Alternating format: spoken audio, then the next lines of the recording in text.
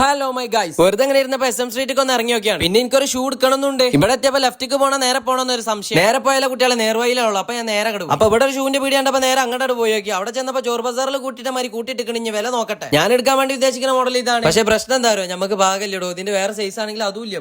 അങ്ങനെ അവിടെ നിന്ന് ഇറങ്ങിക്കാണ്ട് വേറെ പീടി പോയി. പറ്റിയ മോഡൽ കിട്ടിയാലും വില കൂടുതലുണ്ട്. ഞാൻ അവിടെ നിന്ന് ഇറങ്ങി പോകുന്നു. അതിലാണ് ഈ കാക്കാന്റെ അതിവിദഗ്ധമായ കച്ചവടം കണ്ട്. ആ ബാക്കിലുള്ള മോലാലിന്റെ തുടരിന്റെ പോസ്റ്ററും കാണിച്ചിക്കാണ്ട് മൂപ്പര് പറയണേ, അതിൽ മോലാലിട്ട ചെക്ക് ഷർട്ട് ഞാൻ ഇവിടുന്ന് കൊണ്ടേ കൊടുത്താണ്. നീ എവിടെ എത്തി കഥ? ആ തള്ളും കെട്ടിക്കാണ്ട് കുറെ പൊട്ടന്മാർ അവിടെ തൊള്ളിയും വിളിച്ച് നിൽക്കുന്നുണ്ട്. സംഗതി ഞാനും പോയി നോക്കി, പക്ഷെ ഞാൻ പൊട്ടനല്ല. അങ്ങനെ നമ്മൾ വീണ്ടും ഷൂ എടുക്കാൻ വേണ്ടി അടുത്ത പിടി കയറി. ഇവിടുന്ന് സൈസും കാര്യങ്ങളൊക്കെ പക്കനെയായിരുന്നു. പക്ഷേ കണ്ണാടിന്റെ മുമ്പിൽ പോയി നോക്കുമ്പോൾ ഇതിന് കുറച്ച് കൂർപ്പം കൂടുതലാണ്. ഇത് കാണുമ്പോൾ എനിക്ക് CID മ്യൂസിലെ ദിലീപിനെ ഓർമ്മ. പൊന്നാരന്റെ കുട്ടികളെ നമുക്ക് പറ്റിയത് എവിടെയില്ല. ഇളിച്ചെട്ടിക്കാണ്ട് പിന്നെ അവിടെ ഇറങ്ങി പോരും. ഷൂ കിട്ടില്ല. ഇനി ഭാസ്കരേട്ടന്റെ സർവത്തെങ്കിലും കുടിച്ചാച്ചിട്ട് ഇങ്ങോട്ട് പോകും. ഇവിടുത്തെ മസാല സോഡ ഞാൻ ഇതുവരെ കുടിച്ചിട്ടില്ല. അപ്പൊ അതൊന്ന് കുടിച്ചോക്കാ.